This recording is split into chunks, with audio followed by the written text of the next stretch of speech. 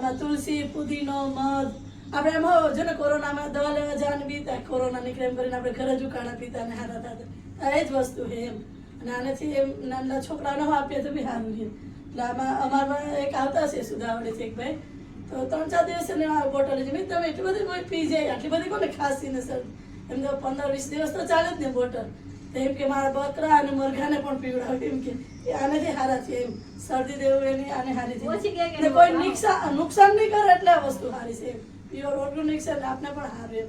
અત્યારે આપણા અનુપમા બેન 2 લઈ ગયા આપણે પહેલા શરદભાઈ વિશેષ, એટલે જે વાપરે તે આવે જ લેવાય, એટલે અમને ખાતરી એમાં વસ્તુ એટલી મસ્ત છે.